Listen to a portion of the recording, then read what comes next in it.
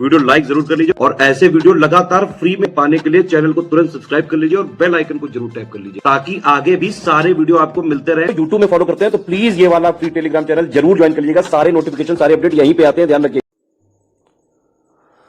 नमस्कार साथियों, स्वागत है आप सभी का स्टडी फॉर सिविल सर्विसेज में। ये क्लास है हमारी मॉडर्न इंडिया की और मॉडर्न इंडिया में आज का हमारा टॉपिक है साइमन कमीशन। इससे पहले की क्लास में मैंने आपको जो है स्वराज पार्टी तक समझा दिया था। अभी आज हम बात करेंगे साइमन कमीशन की। तो देखो साइमन कमीशन है क्या। देखो भाई, साइमन कमीशन में दो तीन चीज़ें याद रखनी है। पहला तो साइमन कमीशन भारत कब आया, यही इंपॉर्टेंट है। तो ये भारत आया है 3 फरवरी 1928 को, ठीक है। दूसरा इंपॉर्टेंट है कि भारत आया ही क्यों। तो देखो इसको समझ लो, भारत क्यों आया। एक्चुअल में 1919 का जो भारत शासन अधिनियम था, जिसको हम भारत शासन अधिनियम 1919 कहते हैं, इसमें एक नियम था ये कि इस 1919 के अधिनियम के अंतर्गत भारत में जो भी कानूनी सुधार किए गए हैं, जो भी कानून बनाए गए हैं, उन कानूनों से देश में क्या सुधार आया, इसकी जांच के लिए 10 साल बाद हम एक कमेटी भेजेंगे। और वो कमेटी ये चेक करेगी कि आज से 10 साल पहले 1919 में जो कानून बनाए गए थे, उन कानूनों से देश में क्या क्या परिवर्तन आया। तो ये नियम पहले ही बना दिया गया था कि 10 साल बाद हम आज बने कानूनों की समीक्षा करेंगे। अच्छा, 1919 में जब ये कानून बना था तो 10 साल कब होंगे, 1929 में।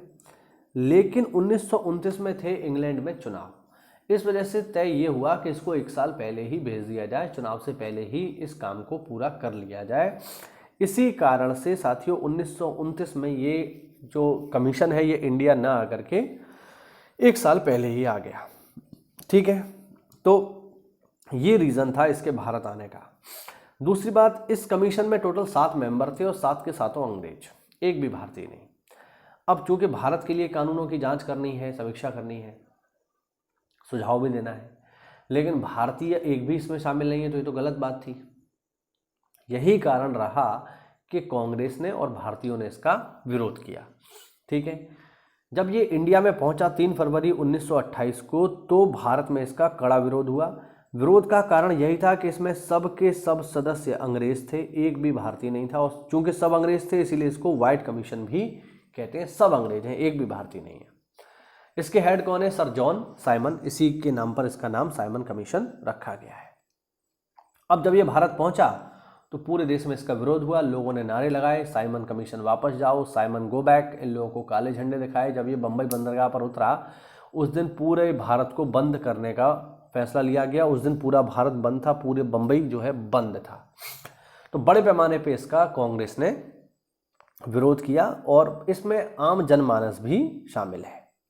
लेकिन साथियों, एक तरफ तो ये हम लोग इसका विरोध कर रहे हैं, लेकिन भारत में कुछ लोग ऐसे भी हैं जो इसका समर्थन भी कर रहे हैं, जैसे मोहम्मद अली जिन्ना और इसके अलावा डॉक्टर अंबेडकर और हिंदू महासभा। ये कुछ ऐसे संगठन थे जिन्होंने साइमन कमीशन का विरोध नहीं किया बल्कि इसका समर्थन किया। तो चलिए आज इसी के बारे में बातचीत होगी।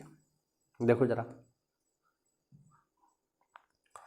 1919 के मांगटेक्यू चमसोट सुधार अधिनियम के अंतर्गत 10 वर्ष पर इसकी समीक्षा हेतु एक संवैधानिक आयोग के गठन का प्रावधान किया गया, जो मैंने आपको बताया। और ये व्यवस्था हमने 10 साल पहले ही यानी 1919 में ही कर दी थी। साइमन कमीशन की अध्यक्षता सर जॉन साइमन उदारवादी दल के सदस्य थे, जबकि भारत की स्वतंत्रता के समय ब्रिटिश प्रधानमंत्री क्लीमेंट एटली इस कमीशन में श्रमिक दल के सदस्य के रूप में शामिल थे। यानी क्लीमेंट एटली भी साइमन कमीशन के साथ आए थे, जो आगे चल के इंग्लैंड के पीएम बने लेबर पार्टी से। सर जॉन साइमन और अन्य 2 सदस्यों ने फरवरी से 31 मार्च 1928 तथा अक्टूबर 1928 से 13 अप्रैल 1929 तक 2 बार भारत का दौरा किया। अपनी दूसरी यात्रा पर साइमन कमीशन ने देश के विभिन्न हिस्सों का दौरा किया तथा लाहौर, कराची, पेशावर, पूना, पटना, कलकत्ता, शिलोंग, रंगून, नागपुर, मद्रास में अपने सत्र आयोजित किए और सबसे एंड में वो दिल्ली आया, ठीक है। भारतीय राष्ट्रीय कांग्रेस ने दिसंबर 1927 में मद्रास में हुए अपने अधिवेशन में साइमन कमीशन के विरोध का फैसला लिया। 3 फरवरी 1928 को साइमन कमीशन बंबई पहुंचा। उस दिन देशव्यापी हड़ताल हुई, साइमन गो बैक के नारे लगाए गए।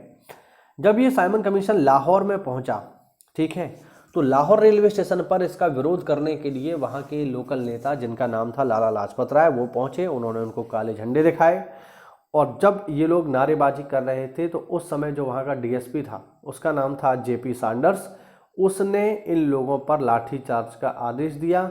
इसी लाठीचार्ज में लालाजी बुरी तरह से घायल हो गए और उन्होंने घायल अवस्था में ही कहा कि मेरे शरीर पर पड़ने वाली लाठी की एक एक चोट ब्रिटिश साम्राज्य के ताबूत में ठुकने वाली अंतिम कील साबित होगी। और कुछ समय बाद उनकी मृत्यु हो गई। जहाँ तक मुझे याद आ रहा है तो 17 नवंबर को उनकी मृत्यु हो गई 1928 में। ठीक है, अब देखो वर्ष 1928 में इंडिपेंडेंस फॉर इंडिया लीग का गठन जवाहरलाल नेहरू तथा सुभाष चंद्र बोस ने मिलकर किया। इस लीग का उद्देश्य डोमिनियन स्टेट से आगे पूर्ण स्वतंत्रता की मांग को स्वीकार करना था। 28 मार्च 1929 को दिल्ली में मुस्लिम लीग का अधिवेशन हुआ, जिसमें जिन्ना ने नेहरू रिपोर्ट के विरोध में 14 सूत्रीय प्रस्ताव रखा। अब ये नेहरू रिपोर्ट क्या है इसको हम आगे देखेंगे। ठीक है, तो लाला लाजपत राय की इसी साइमन कमीशन का विरोध करते हुए मृत्यु हो गई 17 नवंबर को। और बाद में लाला जी की मृत्यु का बदला किसने लिया? HRA के सदस्यों ने, यानी हिंदुस्तान रिपब्लिक एसोसिएशन के सदस्यों ने, जिसमें भगत सिंह, ठीक है, और चंद्रशेखर आज़ाद ने क्या किया? इसी व्यक्ति की जिसने लाठीचार्ज का आदेश दिया था, जिसका नाम था जेपी सैंडर्स, उसकी 17 दिसंबर को ठीक एक महीने के बाद गोली मारकर हत्या कर दी। और इस तरीके से बदला पूरा हुआ। तो ये था हमारा साइमन कमीशन और उसकी रिपोर्ट। ठीक है, अब इसका प्रभाव क्या रहा इंडियन जो पॉलिटिक्स थी उसके ऊपर, उसको हम जानेंगे अगली क्लास में, और उसमें हम जानेंगे नेहरू रिपोर्ट को। ठीक है, उम्मीद करता हूँ यहाँ तक आपको चीज़ें समझ में आई होंगी। तो ऐसा है तो वीडियो को लाइक करिए, चैनल को सब्सक्राइब करिए। और अगर आप किसी भी एग्जाम की तैयारी कर रहे हैं, चाहे आप तैयारी कर रहे हैं PCS की या BO की या RO की, IAS की, तो दिए गए नंबर्स पे कॉल करके हमसे जुड़िए। और कोई डाउट हो तो कमेंट के माध्यम से पूछिए। मिलते हैं अगली क्लास में। तब तक के लिए जय हिंद, जय भारत, वंदे मातरम।